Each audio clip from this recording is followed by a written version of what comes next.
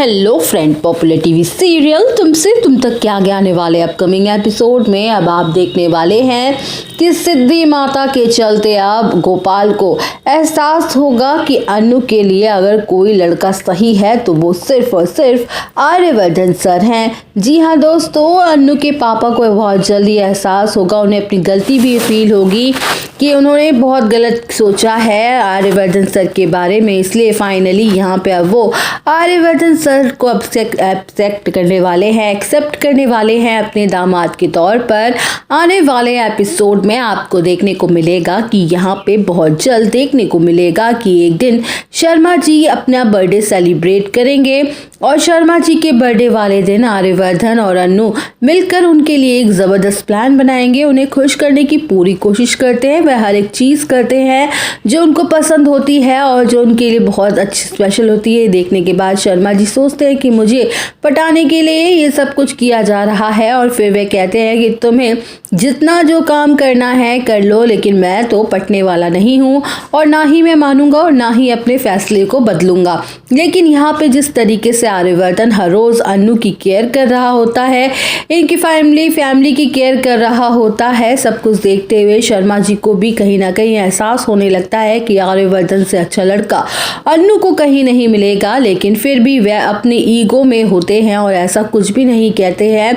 बार बार आर्य sir को कुछ ना कुछ सुना ही देते हैं उनकी एज को लेकर। बाद में यहाँ पे सिद्धि माता की होती है धमाकेदार एंट्री। सिद्धि माता यहाँ पे आएंगी तो वो कुछ ऐसी बातें बोलेंगी, वो कुछ ऐसे हिंट देंगी जिससे यहाँ पे उनको एहसास होगा शर्मा जी को कि शायद जो हो रहा है वो बिल्कुल सही हो रहा है। पुष्पा जी भी सही कह रही थी, सिद्धि माता भी यहाँ पे हिंट देकर चली गई है, जिसके बाद शर्मा जी सुनते हैं और सुनने के बाद उन्हें भी लगता है कि शायद आर्यवर्धन ही अनु के लिए बना है।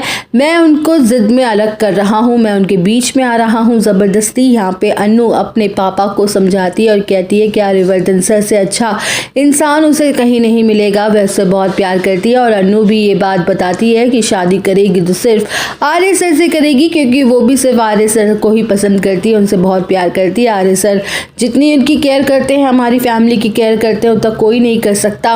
इतना समझाने के बाद फिर शर्मा जी नहीं मान रहे होते हैं। बाद में देखेंगे दूसरी तरफ गायत्री देवी भी बहुत परेशान हो रही होती है। उन्हें लग रहा होता है कि ऐसे में मैं क्या करूं जिससे आर्यवर्धन और उनकी शादी आसानी से हो जाए और गोपाल जी भी मान जाएं। अब यहाँ पर देखेंगे कि गायत्री देवी एक पंडित को बुलाती हैं पूजा करने के लिए। अपने घर में पूजा पाठ करवाने के बाद बोलती है कि सब कुछ आर्य की जिंदगी में सही हो जाए, ऐसा कुछ कर दो। यहाँ पे पूजा पाठ भी करवा रही होती है। उसके बाद देखेंगे आर्यवर्धन के लिए शर्मा जी को लगता है कि मुझे एक बार इन दोनों की कुंडली दिखवा लेनी चाहिए। अगर इन दोनों की कुंडली अच्छे से मैच होगी तो मैं एक बार सोच सकता हूँ इन दोनों की शादी के लिए। फिर यहाँ पे शर्मा जी दोनों की कुंडली मैच करवाते हैं तो कुंडली बहुत अच्छे से मैच हो जाती है।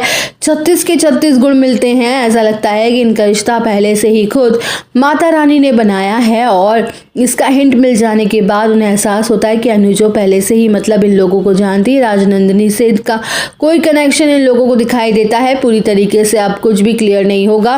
एक दिन शर्मा जी यहाँ पे अपने हाथ से कॉफ़ी बनाने वाले हैं। आर्य सर जब यहाँ पे बैठे होते हैं और उनको कॉफ़ी देते हैं, उनके हाथों में थमाते हैं और कॉफ़ी पीने के लिए रिक्वेस्ट करते हैं सबके सामने कि मैं अनु और आर्य की शादी के लिए बिल्कुल तैयार हूँ, जिसे सुनकर सभी लोग काफ़ी ज़्यादा खुश हो जाते हैं। तो दोस्तों और अपडेट जानने के लिए बने रहिए हमारे साथ।